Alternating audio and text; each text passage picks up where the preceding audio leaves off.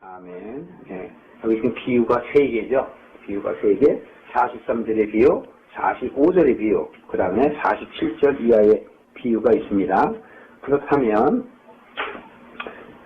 지금 이 비유의 말씀은 지금 계속 이어지고 있다는 사실을 여러분들이 알고 계시는지요? 자, 마태복음 13장 3절 한번 보십시오. 13장 3절에 보시면 씨 뿌리는 자의 비유 이렇게 말씀하시죠. 이게 지금 첫 비유예요. 그래서 그 7번째 비유까지 쭉 하고 계신데, 첫 비유가 씨를 뿌리는 자가 밭에 뿌렸을 때 좋은 땅은 100배, 60배, 30배 결실을 얻게 될 것이다 라고 얘기했던 것이죠. 그런데 누가복음에 가면 그것이 우리에게 이루어지는 사실이기 때문에 거꾸로 간다고 그랬어요. 30배, 60배, 100배 이렇게 간다고 말씀을 드렸죠. 13절에 보면 그러나 이렇게 얘기하세요. 저희에게 비유로 말씀하시는 것은 저희가 보아도 보지 못하며 들어도 듣지 못하며 깨닫지 못한 이니라. 14절에 이사야의 예언이 저희에게 이루어지며 일렀으되 너희가 듣기는 들어도 깨닫지 못할 것이요 보기는 보아도 알지 못할 것이라. 이렇게 말씀하십니다. 지금 예수님께서 이것은 제자와 제자가 아닌 자를 구별해서 지금 얘기하는 거예요. 그래서 제자가 아닌 자들은, 즉 택함을 받지 못한 자들은 들어도 듣지 못하고 봐도 보지 못할 것이다. 이렇게 지금 말씀을 하시는 거예요. 그러면서 지금 18절 이하에 그것을 풀어주시는데, 나중에 우리가 13장 36절 이하에 그것을 조금 더 잘 풀어주시지요. 그래서 36절에 보시기 전에 두 번째 비유가 그럼 어디 있나 한번 보세요. 24절에 보시면, 자 보십시오. 24절 바로 그 위에 보면은 100배, 60배, 30배가 되느니라 하시더라 하고, 예수께서 또 그들 앞에서 비유로 베풀어 가라사대 천국은 좋은 씨를 제 밭에 뿌린 사람 같으니 하고, 지금 뭐하냐면 가라지와 알곡을 비유로 말씀드려요. 누가복음에도 이게 자세히 나와 있죠. 그러니까 가라지와 알곡에 대해서 두 번째 비유로 말씀하시고, 31절에 보면 또 비유로 베풀어 가라사대 세 번째 비유죠. 천국은 마치 사람이 자기 밭에 갖다 심은 겨자씨를 얘기해요. 겨자씨 같다 이렇게 얘기합니다. 그 다음에 33절에 보면 또 비유로 말씀하시되 네 번째 비유가 되겠죠. 뭐라고 얘기한다고요? 예, 천국은 여자가 가루 서마 속에 갖다 넣어 저무 부풀리한 누룩 같다. 겨자씨 같다, 누룩 같다 이렇게 또 얘기하셔요.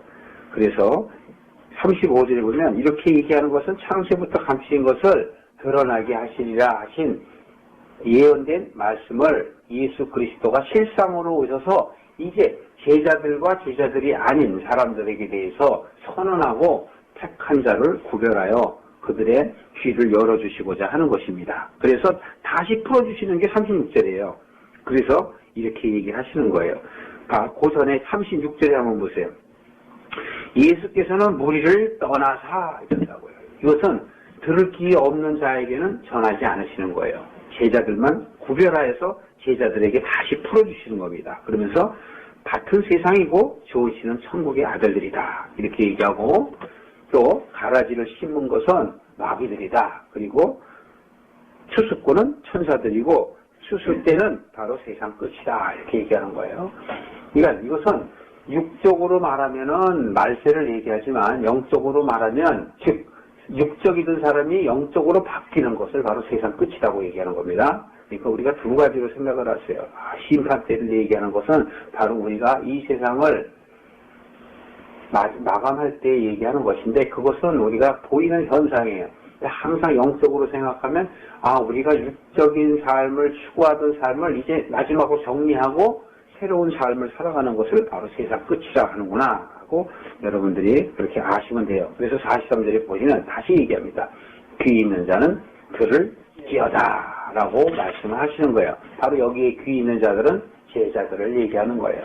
제자들은 이미 하나님께서 선택한 자이기 때문에 예수님께서 제자로 부르실 때 그들이 자기의 삶을 다 던지고 예수 그리스도를 찾았다는 것이죠. 그것은 마치 여러분들에게 삶을 내동치고 오라는 그런 뜻이 아니라 돌이키라고 이 세상의 현상을 통해서 그 제자들이 그렇게 하는 것처럼 육신의 정욕을 쫓아 살던 삶을 돌이키라는 그런 뜻이거든요. 그렇게 하셔야 돼요. 자, 그래서 오늘 다시 이제 5번째, 6번째, 7번째 비유를 합니다. 천국은 마치 밭에 감추인 보화와 같으니 사람이 이를 발견한 후에 숨겨두고 기뻐하며 돌아가서 자기의 소유를 팔아서 그 밭을 샀느니라. 이렇게 쓰리나? 여기에서 천국은 뭐예요? 보화죠. 보화. 그런데 마치 밭에 감추인 보화라고 했어요. 그 전에 우리가 또 얘기했었죠. 천국은 마치 제 밭에 좋은 씨를 갖다 심은 사람 같다 그랬잖아요. 사람 같다. 그건 천국을 찾은 사람이란 말이에요. 여기서 보아도 역시 그것을 말하는 거예요. 육적인 관점으로 볼 때는 예수님을 말하는 것이고 영적으로 말하면 성령님을 말하는 거예요. 그러니까 내 안에 영. 자, 내 안에 감추어진 영을 알게 됐다는 것이죠. 성령을 만나게 됐다는 거예요. 그러나 육으로 보였을 때는 예수를 비유로 말씀하시는 거란 말이죠. 그래서 감추어져 있는 여기서 같은 자기죠. 그러니까 내가 예수를 몰랐었는데 이제 예수를 알게 됐다는 얘기예요. 마치 어둠에서 빛을 발견하고 빛의 길로 나온 것이죠. 요한복음 1장을 기억했으면 도움이 될 것입니다. 그래서 이 사람이 발견한 후에는 기뻐하여 돌아가서 자기의 소유를 다 팔아서 그 밭을 샀다라는 여기서 자기의 소유란 바로 세상적 자기의 생각과 사고를 얘기하는 거예요. 내가 추구하던 세상적인 사고방식, 그러한 세상의 삶을 생각했던 것들을 어떻게 해요? 다 팔아야 된단 말이에요. 그 밭을 살려면. 그러니까 여기서 밭은 만약 예를 들어서 어떻게 크리스찬이 남의 땅에 숨겨있는 보화를 어떻게 윤리적으로 마땅치 않게 어떻게 그렇게 할 수 있겠느냐라고 세상 사람들은 이야기할 수 있어요. 그러나 귀 있는 자는 들을지어다 라고 얘기하시잖아요. 그런 뜻이 아니다라는 거예요. 도덕이나 윤리를 얘기하는 것이 아니고 마치 말씀을 우리가 깨닫게 되면 그 말씀을 절대 놓치지 않는다라는 것이에요. 내가 이 세상의 모든 것을 다 대가를 치르고 해도 그것이 보화라면 그것을 내가 사지 않겠느냐라는 뜻이란 말이에요. 골로새서 2장 3절에도 보면 그리스도 안에 지혜와 지식과 보화가 가득하느니라 이렇게 얘기했단 말이에요. 그러니까 그리스도를 아는 것이 보화를 찾는 것이에요. 보화를 찾는 것. 학개서 2장 한번 찾아볼까요? 학개서 어디 있는지 아세요? 잘 안 보시는 성경이죠? 예, 구약 마지막에 있습니다. 학개서 2장 1311쪽. 마태복음 바로 앞에 있어요. 예, 학개서 2장 보시면 이렇습니다. 학개서 2장 찾으셨어요? 네. 7월 곧 그달 20일에 여호와의 말씀이 선지자 학개에게 임하니라. 학개는 선지자예요. 학개에게 임하니라. 그래놓고 쭉 이제 이렇게 이야기를 합니다. 여호사닥의 아들 대제사장 여호수아가 남은 백성에게 이르라. 너희 중에 남아있는 자 곧 이전 영광을 본 자가 누구냐? 이제 이것이 너희에게 어떻게 보이느냐? 이것이 너희 눈에 보잘것 없지 아니하느냐라고 이야기하면서 쭉 무슨 얘기를 하냐면 가나안 땅에 들어갈 때 이야기를 하는 거예요. 가나안 땅에 5절 보세요. 애굽에서 나온 때가 내가 너희와 언약한 말과 나이시니 오히려 너희 중에 머물러 있나니 너희는 두려워 말지니라. 이렇게 해놓고요. 그 다음에 6절서부터 쭉 나가면서 하나님께서 너희 백성들을 내게로 인도해 낼 것이다 라는 것들을 인도해 냈다라는 것을 쭉 이제 학개서에 기록을 했어요. 그리고 뒤로 한번 가서 우리가 베드로전서 한번 보시겠어요? 메모해놓고 나중에 댁에 가서 한번 보셔요. 베드로전서. 히브리서 뒤에 있습니다. 히브리서 야고보서 뒤에 베드로전서 2장 4절 한번 보세요. 사람에게는 버림바 되었나니 하나님께서는 택하심을 입은 보배로운 산돌이신 예수께 나와. 자, 예수가 뭐라고요? 보배로우신 산돌. 보배란 말이에요. 보배로운 돌. 보배로우신 산돌. 그래서 5절에 너희도 산돌같이 신령한 집을 세워라. 이렇게 얘기해요. 그리고 또 하나님이 기쁘게 받으실 신령한 제사를 드릴 거룩한 제사장이 될지라. 이것은 그리스도를 본받으라는 얘기입니다. 그리고서 6절에 보면 성경에 기록되었을 때 보라 내가 택한 보배롭고 요긴한 모퉁이 돌을 시온에 두노니 저를 믿는 자는 부끄러움을 당치 아니하리라. 성경에 이미 기록되어 있다 이거예요. 어떻게 기록되어 있다고요? 모퉁이 돌을 시온에 두었다 이렇게 얘기해요. 그러니까 시온은 하나님의 말씀을 두는 곳이고 하나님의 말씀을 두는 곳에 예수 그리스도가 있다라는 것을 지금 이렇게 이야기하는 거고 7절에 보면 믿는 너희에게는 보배이나 믿지 아니하는 자들에게는 모퉁이 돌에 건축자들의 버린 돌이 되어버렸다. 이렇게 이야기하고 9절 보세요. 오직 너희는 택하신 족속이요 왕같은 제사장들이요 거룩한 나라요. 바로 여러분들이 택하신 족속이고 나라고 또 그의 소유된 백성이다. 이는 너희를 어두운 데서 불러내어 그의 기이한 빛으로 들어가게 하신 자의 아름다운 덕을 어떻게 하기 위해서? 선전하려 하기 위해서. 그러니까 에베소서에도 보면은 그렇게 나와 있어요. 하나님을 참매하기 위해서 우리를 택하셨다라는 거예요. 그러니까 우리는 예수 그리스도가 이 어두운 세상 가운데서 빛으로 밝히 보이시면 그것을 본받아서 우리가 빛의 길로 나아가는 것. 그 나아가는 것이 바로 아름다운 덕이고 그것이 의라고요. 근데 우리가 만약 그 빛이 있을 때 빛으로 나아가지 아니하면 그건 죄란 말이에요. 그때 우리가 어둠에 있고 세상 가운데 있기 때문에 나아가지 아니하는 건 죄라는 것을 지금 이야기하는 거예요. 이것은 바로 우리로 하여금 택하신 족속이라고 얘기하는 것이고 마치 보화를 자기 소유를 다 팔아서 산 자가 택한 자라는 것을 이야기하는 것입니다. 자, 다시 마태복음으로 오시면 지금 이제 다섯째 비유에서의 이 보화는 예수 그리스도와 말씀을 얘기하는 거예요. 이 말씀을 우리가 알려면 말씀은 어떻게 된다고요? 믿음은 들으면서 나면 들음은 그리스도의 말씀이니라. 그러니까 여러분 말씀을 듣지 아니하면 믿음이 자랄 수가 없어요. 온갖 세상에는 나를 넘어뜨리고자 하는 유혹과 미혹으로 가득 차 있기 때문에 그렇습니다. 그러니까 말씀을 들으려고 안 해요. 그러니까 말씀을 들어가지 못하게 하려고 세상신이 어떻게 한다고 그랬어요? 고린도전서 4장 4절에 보면 나오죠. 복음의 광채가 미치지 못하게 하려고 사단 마귀가 방해한다. 이렇게 얘기하는 거예요. 믿는 자라 할지라도 지금 씨 뿌리는 자 얘기하면서 그 밭을 얘기하잖아요. 길값밭을 얘기하고 무슨 밭 얘기했죠? 돌짝밭 얘기하고 가시밭 얘기하고 옥토밭 얘기하고 그거는 바로 우리들을 드러내는 거예요. 여러분. 너희들이 그렇게 믿음의 단계로 그렇게 가면 좋다. 그런데 너는 어디에 속하느냐고 스스로 돌아보라고 지금 회개하라고 하는 거예요. 그 비유는. 자, 네가 그러면 무슨 밭이냐? 이 얘기예요. 그런 너희의 가시밭과 돌밭과 그리고 길값밭 같은 너희를 스스로 너희들이 변할 수 없으니까 씨가 와서 그 좋은 씨는 하나님의 나라라고 그랬잖아요. 그 하나님의 나라가 내게 임해서 나를 바꾸신다는 거예요. 그럼 나는 어떻게 돼요? 인정하고 받아들이기만 하면 돼요.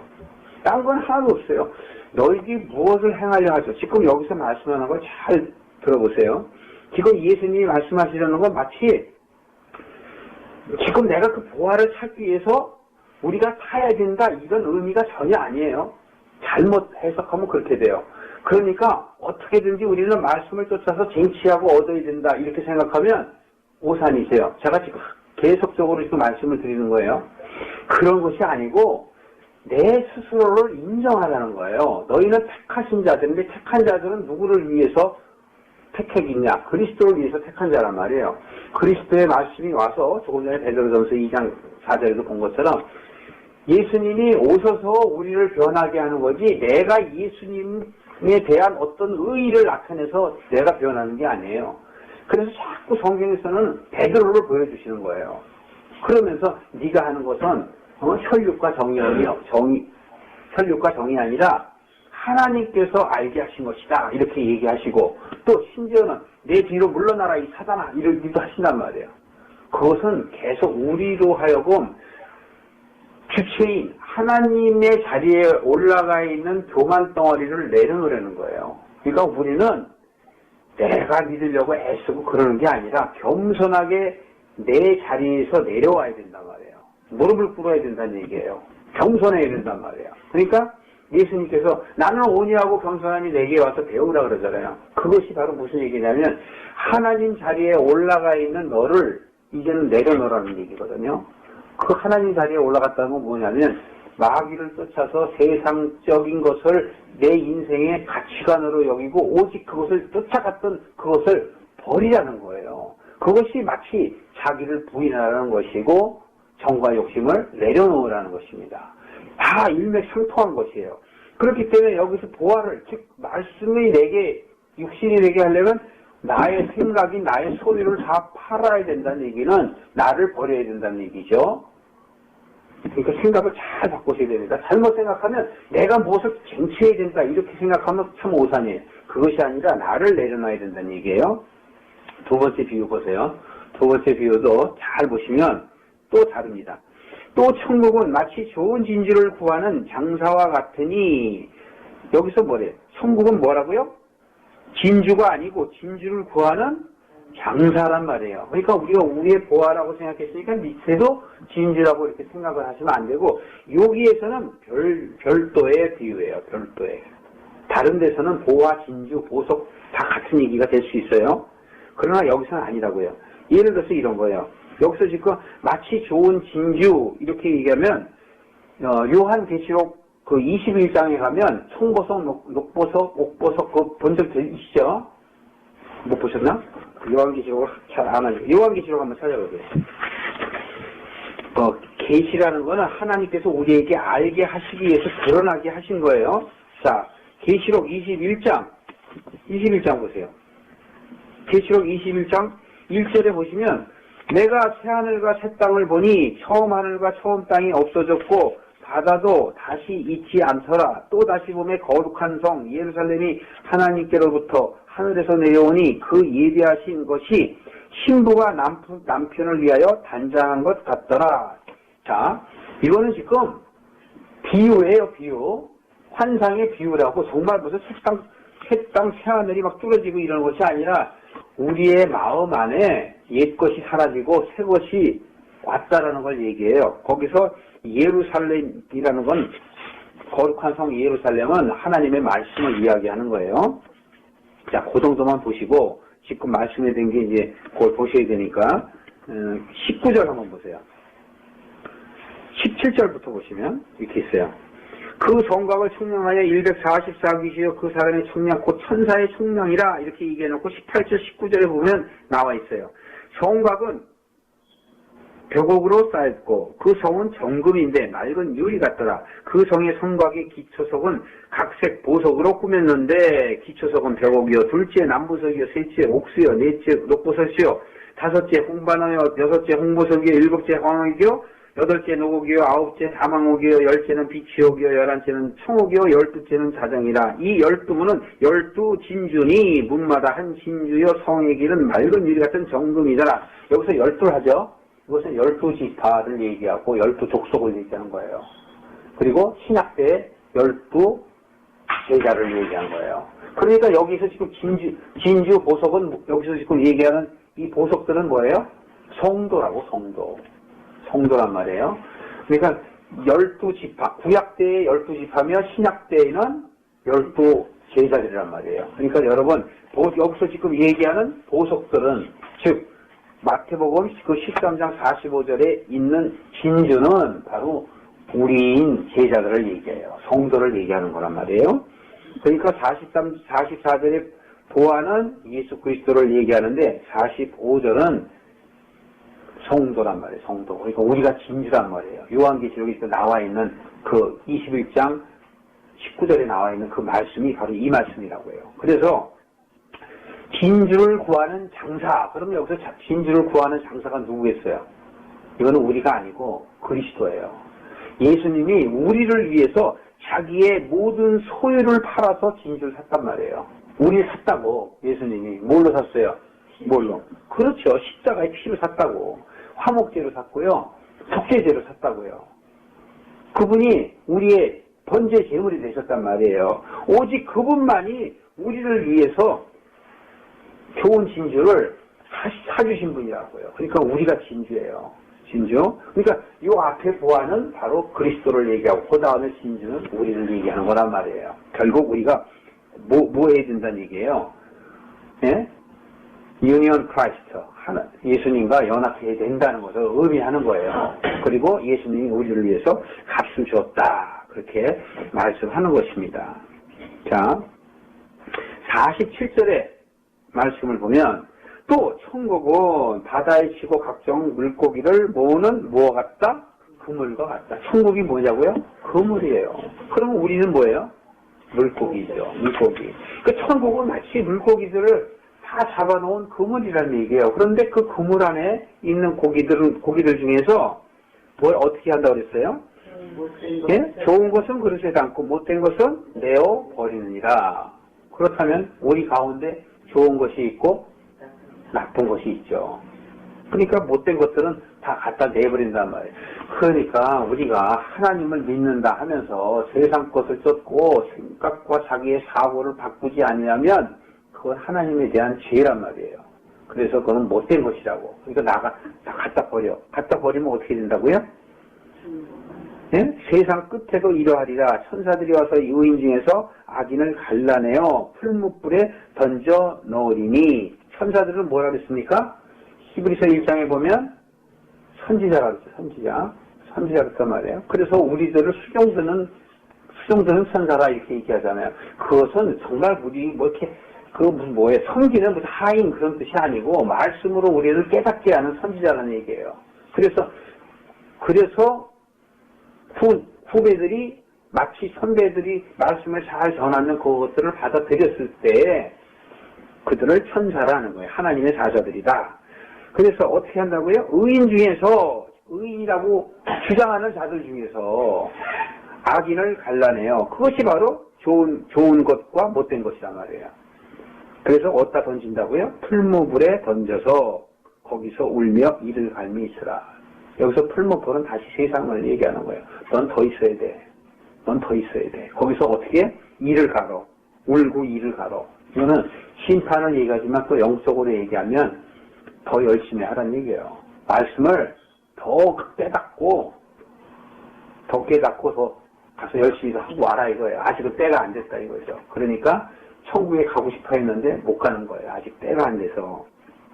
자, 그래서 우리가 누가복음 17장 20절 이래서 24절 우리가 많이 살펴봤던 거죠. 천국은 어디 있다고 그랬어요? 여기 있다 저기 있다 하지 말라고 그랬죠. 내 안에 있다고 그랬죠. 그리고 로마서 14장 17절에 보면 천국은 우리가 성령 안에서 의와 평강과 희락을 누리는 것이다. 그랬어요. 그러니까 우리 안에 성령과 합하지 않으면 안 돼요.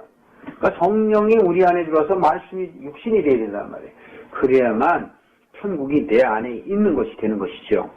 그래서 지금 7가지 비유를 쭉 예수님께서 말씀하시면서 제자들에게 이렇게 얘기해요. 51절에 모든 것을 깨달았느냐 하니까 제자들이 예 그렇습니다 이렇게 얘기합니다.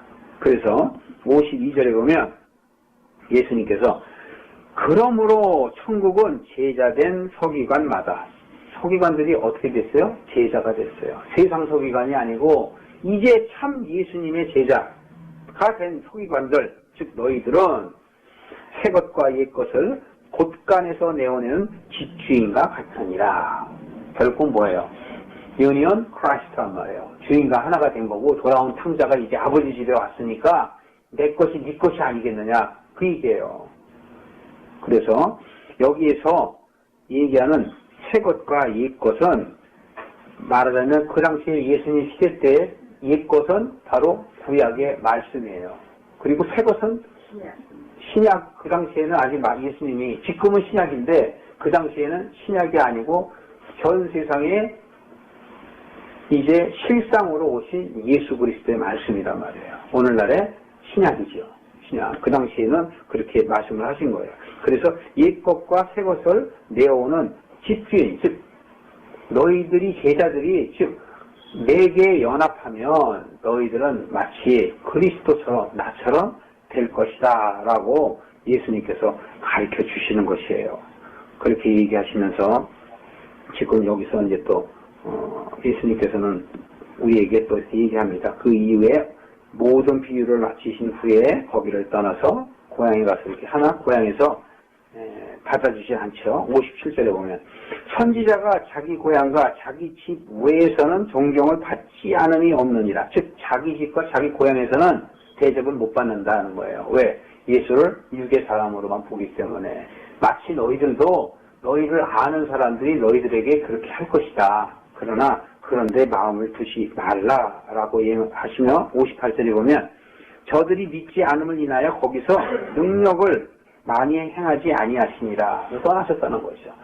이게 바로 들을 귀 있는 자와 들을 귀 없는 자라 하는 것이에요. 내 육신에 사람들이라 할지라도 믿음은 그렇지 않다는 거예요. 내 주위의 사람들이라 해도 믿음은 그렇지 않다는 거예요. 그런데 오늘날에 사람들은 마치 자기가 무엇을 함으로 인해서 천국에 가는 것처럼 생각해요. 그러니까 내가 생각하는 천국을 가려는 생각이 있어요. 마치 천국은 그냥 무슨 보석으로 잔뜩 돼 있고 내가 원하는 천국, 근심 걱정 하나도 없고 뭐 이렇게 그 찬송가도 그렇게 부르다 보니까 세뇌가 되었고요. 천국이 예를 들어서 금은보화가 없다 하더라도 나는 천국에 가리라, 하나님께 가리라라는 생각이 있어야 되는데 그런 게 아니죠. 예를 들어서 돌아온 성자가 내 아버지 집에는 먹을 것이 많으니까 내가 간다. 이렇게 해석을 해버리면 문제가 생겨요. 거기에서 얘기하는 건 그런 뜻이 아니라 잘못된 내 생각을 돌이켜서 아버지께로 가겠다라는 것인데 엉뚱한 데 포커스를 맞춰요. 아버지께는 더 풍부한 것이 있고 좋은 것이 있으니까 거기에 가겠다. 이렇게 말씀을 받아들이면 그거는 하나님의 말씀을 오해하는 거란 말이에요. 그게 아니고 돌이킨다는 거죠. 아, 내가 잘못했구나. 잘못한 것이 바로 말씀을 통해서 알게 하는구나. 자, 그렇다면 보십시오. 왜 하필이면 아브라함과 야곱과 이삭의 길로 가라고 했고 또 예수님께서 그 백부장이 예수님 앞에 와서 내 부하가 지금 병이 들었는데 예수님 고쳐주세요. 그랬더니 그럼 내가 같이 가서 고쳐주겠다. 그러지 마세요. 예수님의 말씀 한마디면 다 이루어질 걸 내가 압니다. 그랬더니 내 믿음이 크도다. 그러면서 그렇게 될지어다 그러시잖아요. 그래서 이 택한 자들은 눈이 떠지는 것이 당연해요. 그러나 세상에 미혹과 유혹 때문에 늦은 자와 또는 이은 자가 있는 겁니다. 그러니까 우리가 판단할 일은 없어요. 아브라함과 이삭과 야곱의 길로 가라는 건 아브라함이 뭐 잘한 게 있습니까? 아브라함 뭐 잘했어요? 말씀을 쫓아갔지만 사실 그가 세상에서 한 일 보면 와이프를 2번이나 팔아먹었잖아요. 자기 몸을 위해서. 그리고 많은 또 싸움도 하잖아요. 롯과의 그런 갈등도 겪잖아요. 그러나 누가 아브라함을 모리아산으로 인도해요? 결국은 하나님이 인도하시잖아요. 그래서 모리아산에 가서 자기 이삭도 갖출 만한 믿음으로 인도하셨어요. 그러니까 내가 잘한 거예요? 아니면 하나님이 잘하신 거예요? 하나님이 인도하셨단 말이에요. 그러니까 나는 아무것도 아니야. 야곱은 어때요? 요셉은 어때요? 다 마찬가지거든요. 야곱은 얼마나 비열해요. 삼촌 속이고 형 속이고 사기치고 맨 싸움짓거리나 하고. 그래도 누가 인도했어요? 하나님이 인도하셨다고. 요셉도 죽을 똥쌀똥했던 요셉도 지 형들한테 미움을 사고 미움을 살 짓을 했지. 그렇게 했으나 그를 인도해 내신 이는 하나님이란 말이에요. 다윗은 어떻습니까? 다윗도 마찬가지죠. 다윗도 남의 아내를 갖다가 뺏고 충신인 우리아를 죽게 만들고. 그러니까 성경에서 얘기하는 건 그런 사람들이 위대한 것들을 드러내려는 것이 아니라 하나님이 하셨다라는 걸 드러내기 위해서예요. 그런데 우리는 잘못 보면 요셉과 같이 돼야 된다, 아브라함 같이 돼야 된다, 다윗 같이 돼야 된다 이렇게 생각한단 말이에요. 그게 아니라는 거죠. 그래서 여기서도 자꾸 그러는 거예요. 밭에 감추인 보화를 사는 자, 그것만이 한번 생각을 돌이키는 자를 얘기하는 거예요. 너희를 위해서 내가 모든 걸 다 값을 치르고 내가 너를 위해서 진주를 섰어. 예수님이 그러시는 거예요. 그리고 천국은 그물 같다라는 거예요. 너희들을 구별해낸다는 얘기예요. 그 많은 무리 가운데서도 좋은 것을 구별해서 어디로 한다? 내 것을 만든다라는 것이에요. 거기에선 누구의 의의가 있어요? 하나님의 의의만 있어요. 사람의 의의는 없다는 거예요. 그러니까 결국 결론은 뭡니까? 지금 천국을 통해서 예수님께서 얘기하는 건 우리의 의의를 버리라는 거예요. 내가 무엇을 하려 하는 거, 뭐 하는 거, 그런 거를 하면서 자꾸 자기를 드러내요. 내가 교회에다가 얼마나 잘했는데, 내가 얼마나 봉사했는데, 내가 얼마나 헌금했는데, 내가 얼마나 구제했는데, 막 그러면서 자기를 드러내. 그러니까 열심히 하나님을 믿고 천국에 갈지도 안 갈지도 몰라요. 왜? 일을 가며 던져버린다고 그러잖아요. 자기의 의를 드러낸 자들은. 그러니까 우리는 성경을 통해서 우리가 본받아야 할 것은 바로 그리스도 외에는 없는 거예요. 하나님께서는 오직 그리스도를 통해서만이 우리의 죄를 용서해 주셨기 때문에 온전히 우리는 그리스도와 연합하려는 마음이 있어야 되고, 우리는 순종이 제사보다 낫다는 말을 마음속에 새겨야 돼요. 그렇기 때문에 내 생각이 자꾸 세상적으로 나아갈 때 자기 스스로를 확증해서 내가 시험에 들지 않게 자기 스스로를 돌아보며 내 자녀들과 내 사람들이 그렇게 할 때에도 얘기해봐야 듣지 않아요. 잔소리를 들으니까. 이렇게 얘기할 필요가 없어요. 귀가 없는데 어떻게 듣겠어요? 그러니까 하나님한테 기도하는 것밖에 없어요. 하나님, 저들이 믿음이 있게 해주세요. 저들을 주님 구원해 주세요. 라고 기도할 외에는 없단 말이죠. 그래서 귀신 들린 자를 내쫓지 못한 제자들이 왔으니 이 믿음이 없는 자, 그렇게 얘기하시면서 기도 외에는 유가 없느니라 라는 뜻이에요. 그러니까 예수님께서 성령과 권능을 줘갖고 귀신을 쫓게 하고 했는데 안 된 것이 있어. 그러니까 그것은 네가 믿음이 없어서 못 찾았다 이렇게 틀리면 안 돼. 그게 그러니까 말씀을 잘 보셔야 돼요. 그런 뜻이 아니란 말이죠. 그러니까 우리의 의의를 드러내서는 안 된다는 얘기예요. 또 우리가 안 되는 거 외에 기도할 이유가 없는 거예요. 그러니까 우리가 세상에 무엇을 먹고 마시고 그런 거를 기도하는 것이 아니라, 그런 것은 믿음이 없을 때 그렇게 하는 거예요. 믿음이 없을 때 그렇게 당연해요. 그러다 점점 믿음이 자라면 그런 것을 구하는 게 아니고 그 나라와 의를 구하는 거죠. 예를 들어서 주님, 내가 이런데 마음이 상해 있네요. 아직도 제가 멀었습니다. 주님, 저를 변하게 해주세요. 이렇게 기도하는 것이죠. 또 남을 위해서 기도할 때도 그 사람이 뭐 잘되게 해주세요, 합격하게 해주세요, 그런 게 아니라 그들의 믿음이 생길 수 있도록 주님 성령으로 인치시고 역사해 주세요. 그렇게 기도하는 것입니다. 오늘 우리가 천국의 비유 7가지 다 마치면서 마치 그런 것들은 천국에서, 즉 말하자면 그 곳간에서 옛 것과 새 것을 다 꺼내서 쓸 수 있는 누구 소기관? 누구 소기관이라 했어요? 제자된 소기관 이랬잖아요. 제자된, 세상의 소기관이 아니고 제자된 소기관.